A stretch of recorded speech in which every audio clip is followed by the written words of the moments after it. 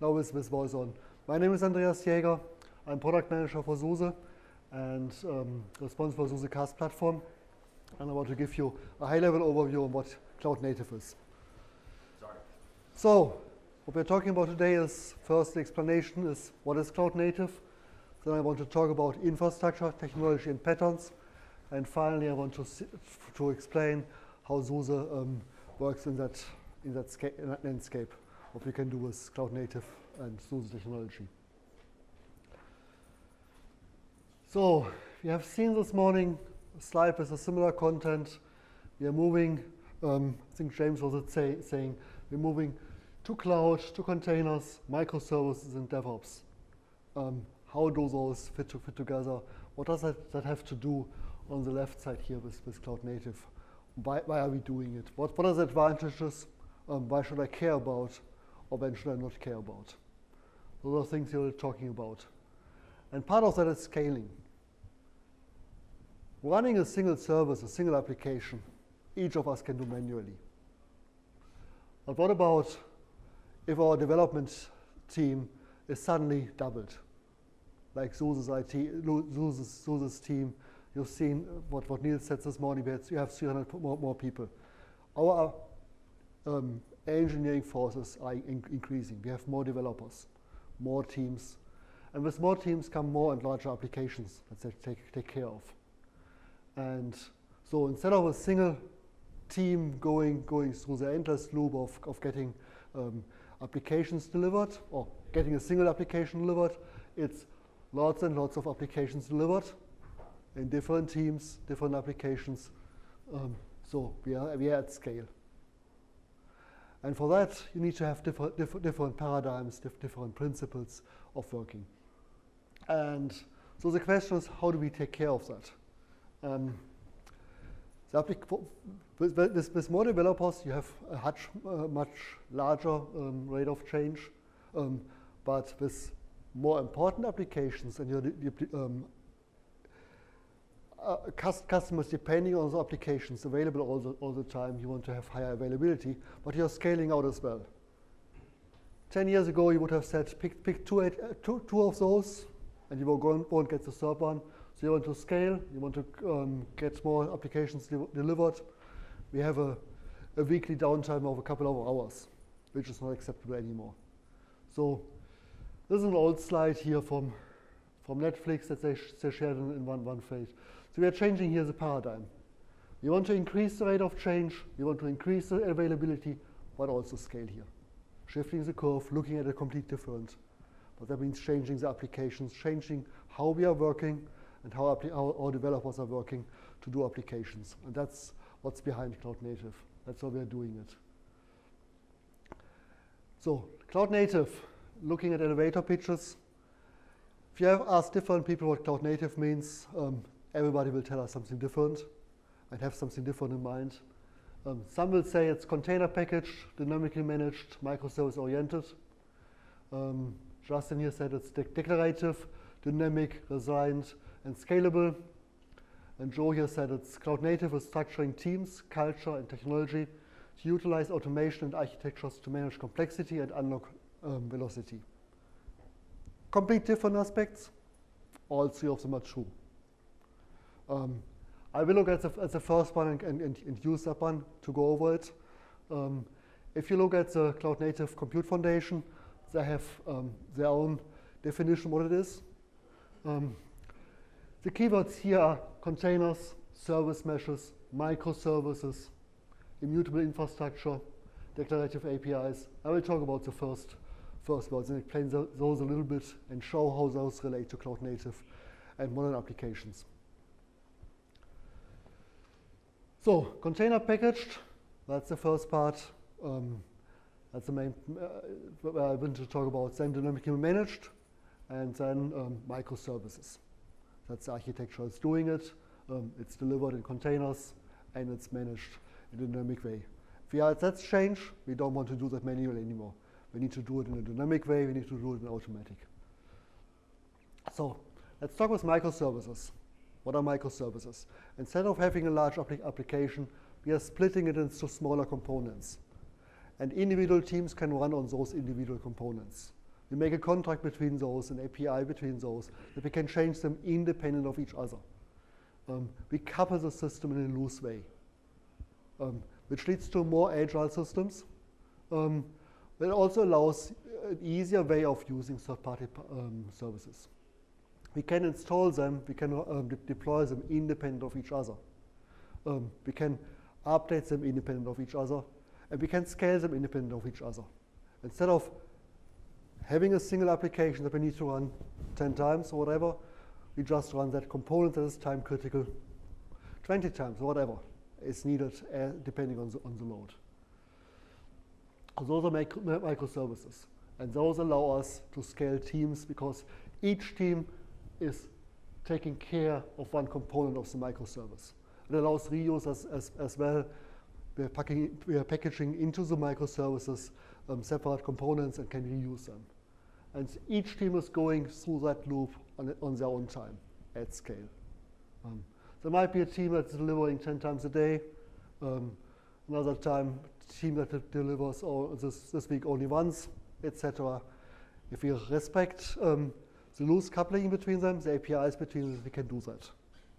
But we need an infrastructure that supports all of that and tools to support that. So that not if a single part gets updated, everything breaks. And we are back to never change a running system. We want to change a running system at scale often and still have it working. Container package is the other part. To do that, the ideal deliverable for microservices is container in that context. And that's, on one part, it's a very small part. We're looking only at, we're having an application-centric view with containers. It's an application with all of the dependencies, nothing else, only what it needs. We're not taking care of a kernel, whatever. It's also a standardized unit of software that gets deployed that we can ship, and is therefore a universal deployment. It runs here, it runs there, it runs on my workstation, it runs in the test environment and in the production environment. In the same way. It doesn't contain all the, I give all the information, configuration files, secrets, etc. from the outside. I don't package them into the container. I give them on the outside so I can change them in an easy way. And whenever I start them, I give all the configuration. So it's portable as well, but it also gives us, besides the deployment ways, we get also isolation. So if I update one container, it won't affect another container that's running there. If we are in a virtual machine and update with one component, we might be in the dependency hell that updating this component, it updates some component that is used by the other application. So we suddenly need to test all applications with each other. If you're in a container, we have those as separate stacks. And if we update something here, it doesn't attach anything here. Even if they share the same components, they're isolated from each other. It's a single application here with all its dependencies together in isolated execution, which just gives us also some security for that one. Lots of security we have with virtual machines. With containers, we have different requirements, but that helps us here. So container package helps us to deploy applications at scale, microservices, build them, deploy them, run them, update them. And the question here comes often is, how do we do that? Should I start from scratch? Some people are starting and are doing a lift and shift. So moving an application as a monolith to the cloud, run it there. But the best way is then, but not taking advantage of it. It's still a large one. You have the advantage that you can move it around easily, but you cannot scale parts of it. But that might be how you start your journey. If you have an application, you might start doing a lift and shift, and then the next step, break it down and refactor it and use microservices for it. And some people are saying, don't start with a microservice.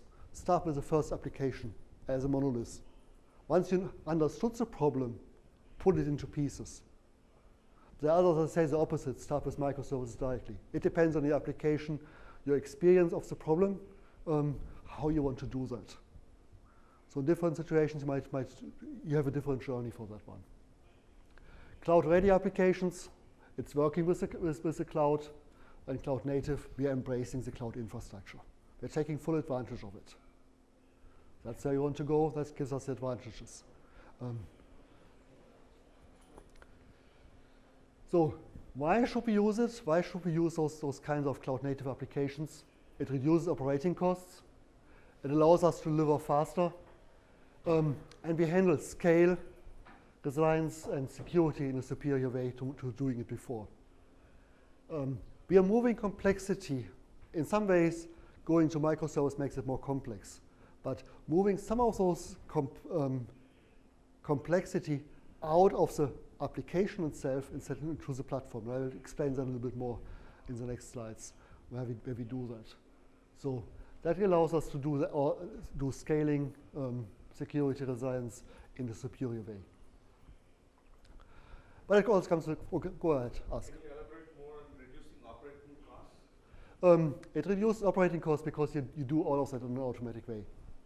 So if you can automate it, you don't have to do manual steps on that one. That's the idea behind it. It's also, in a cloud native way, I will explain Kubernetes when it comes later to that. It has built in a lot of automatisms. For example, auto-scaling, monitoring. If a container crashes, it will start it again somewhere, etc.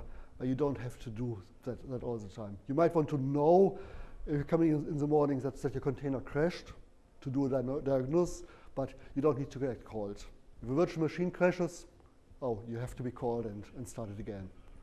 But with the container, the infrastructure can do that for yourself. And auto-scale, scale up, scale down as needed, etc. So it does the automation in the development as well as the operation part, both is separate in DevOps?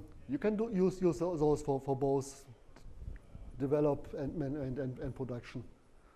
So cover the whole spectrum of DevOps with that one. So, but obviously every new technology comes with a cost.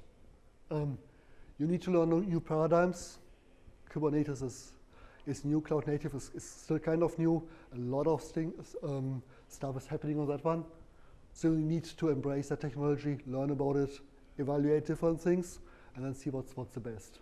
Adopt the new technology, but also accept constraints of the platforms.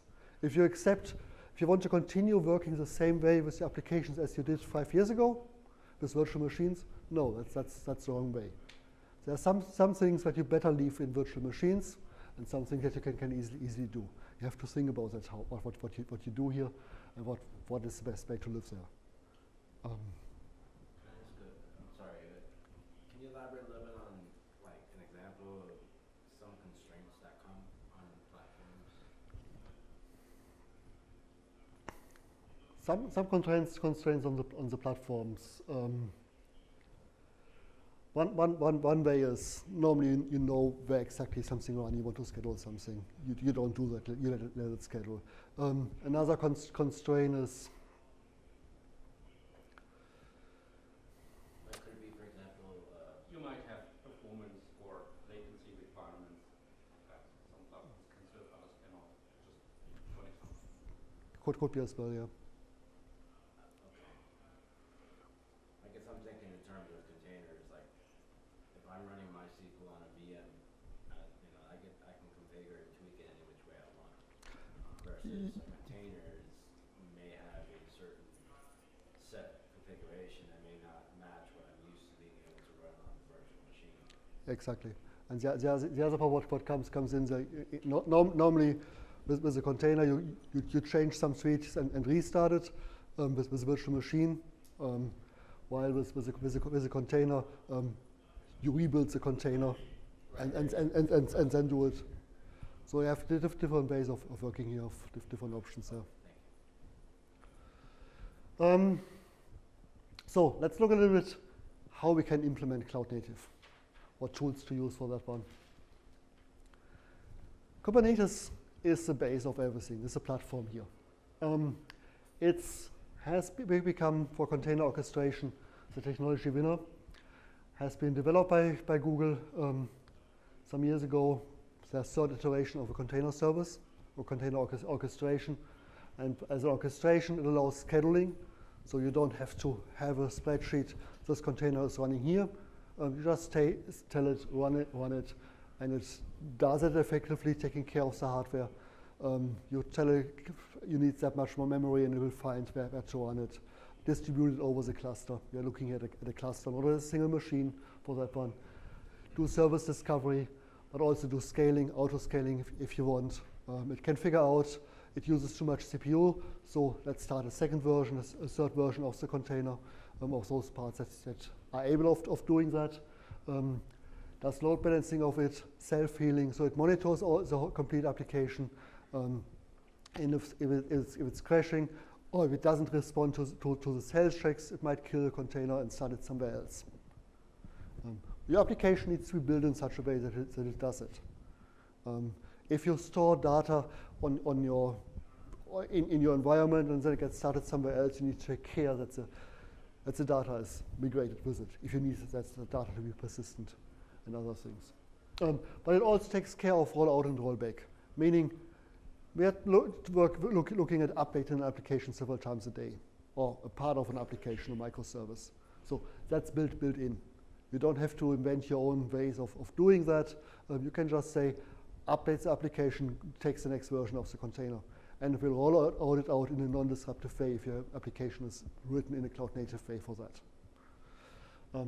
Or if you figure out, okay, I updated it, but the new components that I rolled out is broken, doesn't work with the others, you can easily undo it as well. So that's the rollback. Why are we doing Kubernetes and containers for cloud native? Kubernetes is declarative, so I tell Kubernetes, my application consists of these containers.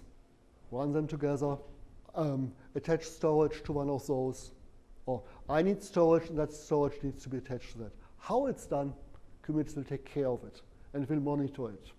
It will schedule the applications with high availability in my cluster. It has APIs that I can extend. If I have applications that need special needs, I can even extend it and teach Kubernetes to take care of those applications if it needs to do some magic. So do it in a fully automatic way. And containers, I'm doing those because they are portable, immutable, nothing is changing. So when I run it here and somebody changes something in the container and start again here, I won't see that difference. I don't want that because I want to start from scratch a multiple container. And it's a reproducible workload so I can run the workload everywhere. But the other part is it's all application-centric. I'm not looking anymore at the operating system. I'm just looking at my application. I need the application executable, and the libraries have the container image. I pass into command line arguments, environment variables. I have configuration files. I have application health checks. I can give it scheduling hints or memory CPU requirements. And if I have all of that, Kubernetes will take care of the rest. With the health checks, it will figure out my application is healthy or my components are healthy. If they're not healthy, restart them. Gets the information, distributes it in a secure way, etc. So those are run in a cloud-native way in that one. And then Kubernetes is started and always runs the same loop forever. It checks the current state, so I told it run those containers with that storage. So it does an inventory, what is running, figures out, I asked it to run 3 containers, but there's only a single one running. Okay, so what do I need to do? I need to start those. Manually, you need to figure out, perhaps look up the arguments, but what do I need to start? It knows exactly, I have one running, so I start 2 somewhere and find the best place for it. Next time, it figures out, oh, there are 5 containers running, but I only asked for 3 of them to run. So let's kill 2 in a random way. That happens as well. So it goes in both directions. And always looks at the state, runs it, meaning high availability is built into the platform. And it's very tough to kill an application. If you go there and play around and kill on the command line all the containers that are running and have written it correctly, then Kubernetes will start them again. Let's see who is quicker. Your customers shouldn't notice that. They will have full high availability all the time. At scale, high availability, full availability. That's the goal here. And that's how the application is built. That's how Google and Facebook and Twitter and etc. give us a service that is always on, always available, but gets updated hundreds of times a day. And that's what you can do for your customers as well. So implementing microservices, the other part what you have to take care of is how do we change that complexity? I said we go from a monolith to microservices, but also it means let's use reusable components to build my application and shift complexity into the platform. I'm using a platform so I can concentrate on my application and don't have to do the rest. The things I need to take care of for microservices and I need to look at is on the communication. I have different components. My application, my microservice might be a single web server with a database. So if I start both of them, they need to talk with each other. They need to find each other. So service discovery is an important part. Load balancing. If I scale out, I want to automatically distribute my load to my multiple web servers that I'm running. I need to route between those. I need to take care of availability. And then come operations. If something fails, I have individual microservices running perhaps on different nodes. So I might want to do tracing and see it crashed, but this container crashed, how do I go there? Or whenever I'm doing an operation, it takes me 3 seconds. Where is the latency gone? Why is it so slow? Which of my 10 containers is slow? Is it the network in between? Is it one of the containers? What's going on? So monitoring, logging, those are important parts that you have to do and want to do in an efficient way. And I'm going to speak a little bit about that. And for me, the most important concept in this area is a service mesh. So in Kubernetes, we have a group of containers called that a pod. So we have containers here in microservice, let's say three components, each talking with each. The first one here talking with those two. They can talk with each other. That's nice. But service mesh is a networking model where we implement into that pod another container that will do a lot of magic for us. And what do I get with that magic? I can do with that magic here. I have 2 components running with each other. I said before I want to do tracing. So I want to collect the messages that are passed on. If I put in a container here, a very small one, efficient one, that container can do logging and do the tracing for me. I don't need to change my application for that. So those 2 containers can also do mutual TLS encryption of all the communication. So I can write my application using here HTTP, port 80. I don't care about TLS and whatever it is. I have my sidecars doing the encryption. This is run on one system. It communicates with each other and then goes to the other way. It adds some latency and extra hop. So you want to have that sidecar very performant. That not slows down the operation. And let's assume we have in the past, you have done your past, in the past your communication with only a 64-bit cipher or whatever, which is completely unsecure, and your security team comes to you and says, 64-bit, that's so 80s, you have to go to 1024 or whatever. Normally you would need to go into all applications and change that. In this case, you just update your sidecars. Might be a configuration change and say them, use this cipher, use that algorithm, and deploy it everywhere. A single place to update and not a single change to the application. It won't notice that you change ciphers here. So you can do that completely transparent and let the developers not care about it. And you enforce it as an operator on the cluster, depending on what the setup is. But you also need a controller here for service discovery, for collecting, tracing, etc., for routing. You can do with sidecars also magic, where you want to say, I want to roll out a new component for my service, but for testing it, I'm not updating my component. I add another copy of it. So that's my old one. That's the new version, and only traffic from the QA team goes to the new one.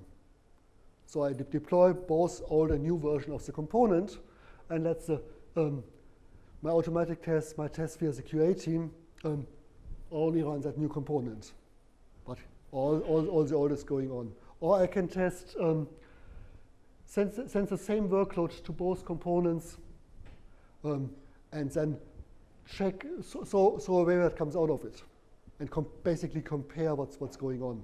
Do I get for both components with the same result? If I ask it what is 2 times 2, will both give me a 4 or not? I can compare that and see this one gives me another behavior. I get other results back. Those are options you can do with a service mesh. And therefore have lots of flexibility and very powerful tools of building up your applications, updating them, controlling them, playing with it. Examples of that is Linkerd. It's Envoy here as a proxy, as a sidecar, and Istio. And I want to talk a little bit about Istio, what it is. That's a service mesh. Focus here is on securing services. So it does load balancing for the most common traffic. It gives you also fine-grained control over that traffic with rich routing rules. You could say, as I said, with the QA team, or give internal traffic and external traffic routes that different, etc. But it also allows you to do, for example, fault injection. You can inject for the QA traffic. You can introduce traffic, faulty traffic, and test how the new component works with it. You can introduce rate limits and quotas, get logs, traces, etc.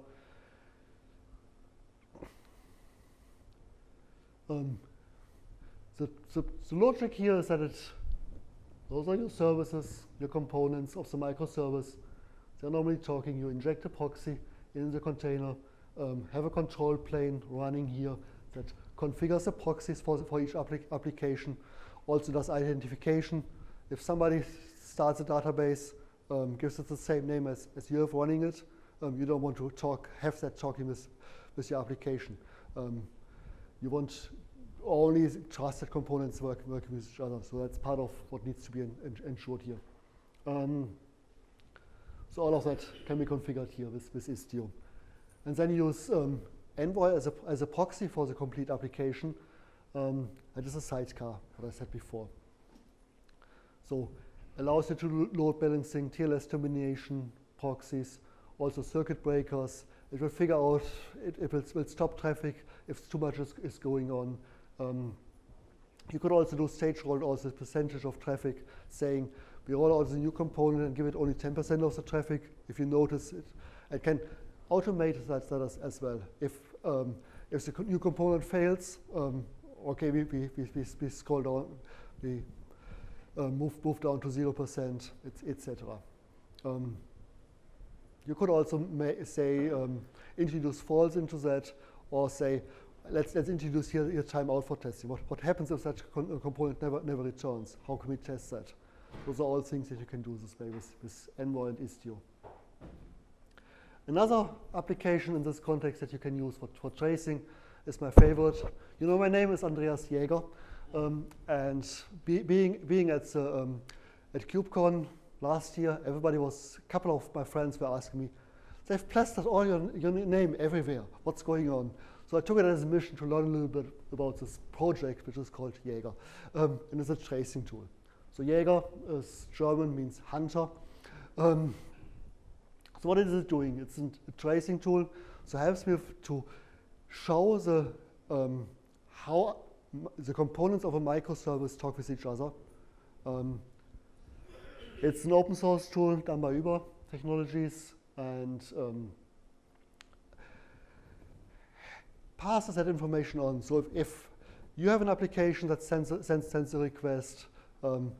It will help you to parse it through, see through how the application calls out to other microservices and so on.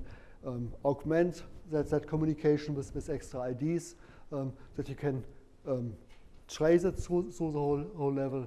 And that way you can do performance and latency optimization. Seeing, for example, searching for queries for initial requests from the outside. That took more than 10 seconds. Okay, so all my 90% of my queries take under a second, but there are a couple that are longer. So let's look at those. Let's search for those and identify what are the parameters, what are the traces, what's going on. Why are there suddenly something is slower here? What can I find out here in those requests? What's going on? Those are things you can do with tracing with Jaeger. And when you do that, you might get a trace here. Get here at the front end some kind of request, and then goes through it, and from one application it calls others. And you see that's the time spent here. That's the overall time spent. So I think it's 700. I can't really read it. I think it's 700 seconds or milliseconds it's running. So it first does those steps, then here, and so on. That's a complete trace, and you can look at how it does it. You can easily include Jaeger inside of Istio, but you can also run it separately. If you include it as part of Istio, it will do the tracing itself, because Istio has a tracing plugin interface built in. Depending on how much details you want, if you want to see exactly which function is calling, which function is doing the invocation, you might need to augment the application. So unlike Istio with the service mesh, where we are only touching adding a sidecar and not changing the application. For advanced tracing, you might need to change the application and give it so it can do the tracing properly. It depends on your needs, on what's going on. But with those two tools, with Istio and Jaeger, you can do lots of those stuff and move that to the application and do it. All those complexity that you added, and you have to take care yourself, you can use reusable components and use those for that one. So very powerful concepts, but it takes time to learn them and figure out what's the use case, where do I need them, where do I get benefits from them, and where not. Another part is, if you're doing applications, what many people are talking about is serverless. You still need a server, whether it's in the cloud, in a public cloud, in a private cloud, or whether it's in your data center. But what it means, I don't care where the server is. I'm so much abstracted from it. I'm just writing a function as a service.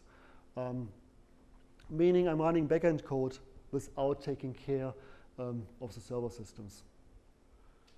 That's all implemented with containers. Why with containers? Because I can easily, for each request, the request might be, look, take a photo and do a scanning, do some analysis and get the text out of that.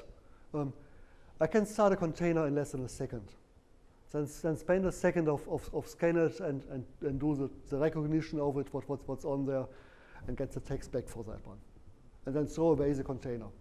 Or I have a container that is long running, and depending on the load, if it's only a single person taking a photo and doing text analysis, that's fine. If suddenly 100 people are all doing it, I can quickly start one and nobody notices the delay. And afterwards scale them down again. And that's done automatically. So for doing that, for a function, you write the function in a specific framework, deploy it to the function as a service infrastructure, and then use it from an application as a remote call. And the infrastructure will take care of starting building a container with everything in it. Will take care of starting, stopping, scaling of your function, and use that.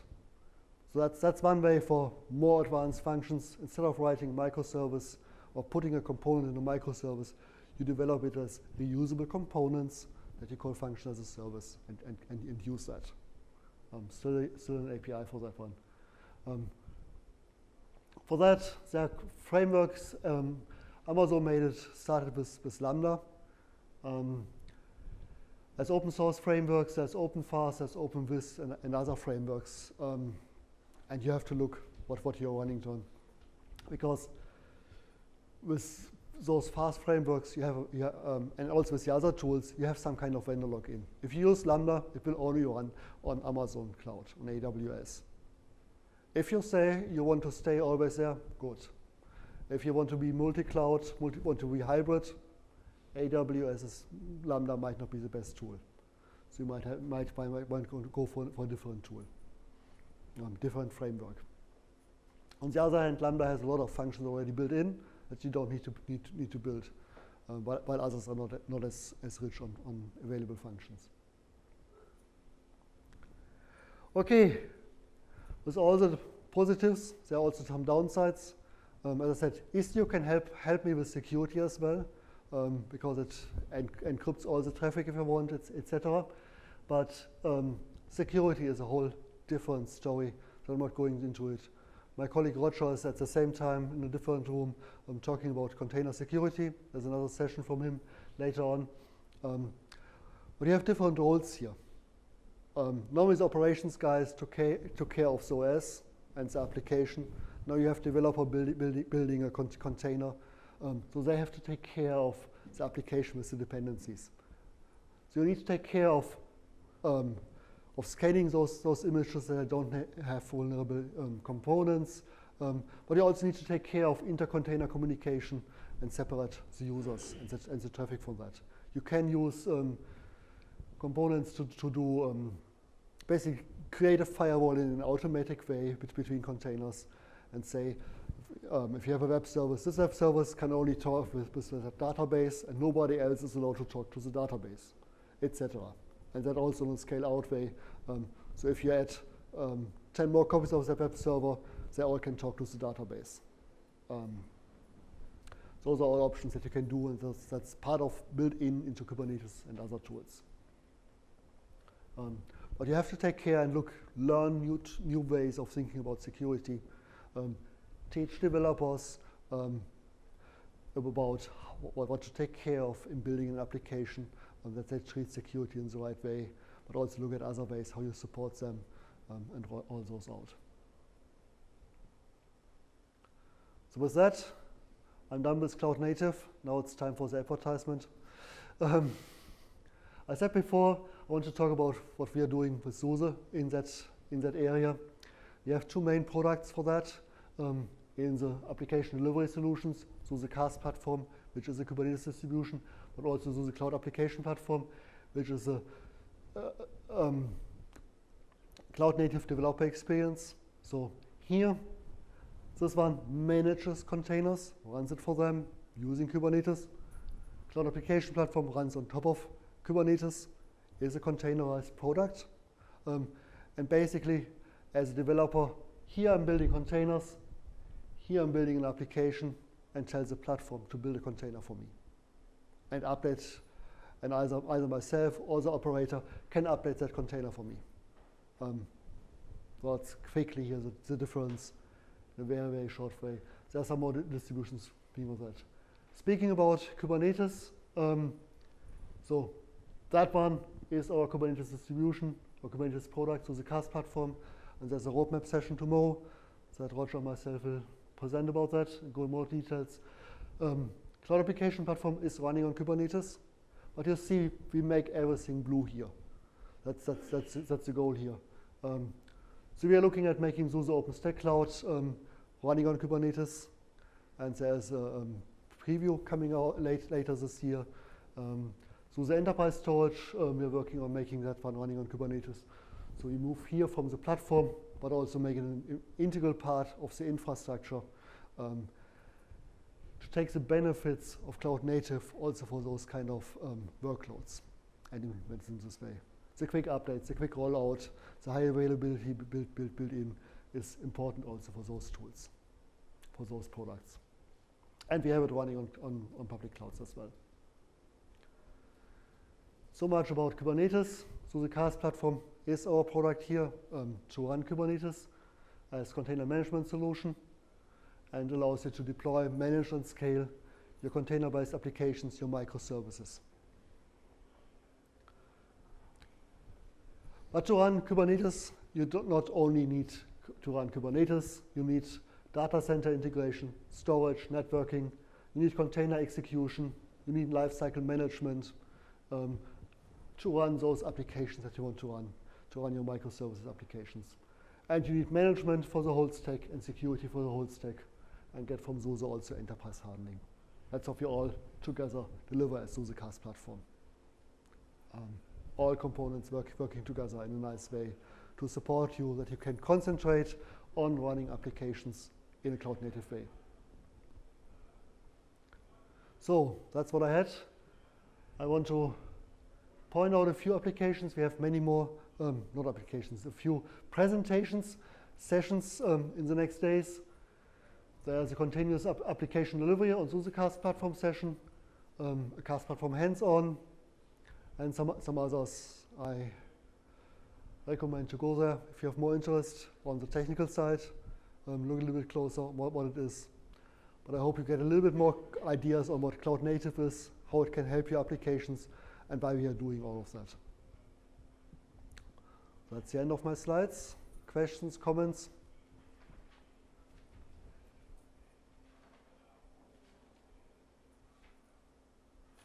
Yeah, I have a question. Can you give some more concrete examples on, I mean, I have some ideas, but like, you talked about something that's cloud ready, right? So then cloud native, I mean, I guess cloud native is something that's built from the ground up, take advantage of the cloud, and cloud ready is something that may have been lifted and shifted and then modified in certain ways, or as an example, there are certain applications that you can scale out. You can easily scale out a database, web server, if you remove the storage from that one. But so cloud native, easily scale out, update, etc. And even while you update it, the customer, the end user interacting with it will not notice anything of that. But a database might be cloud ready, but scaling out a normal database won't work. You need to do more logic, have a distributed database, etc. to do that. So that's one of the examples where you say you cannot scale out the database. Not by itself. You need to add much more logic, etc., or build a complete new database that is scale out a new SQL database or whatever. So that's one of the examples here.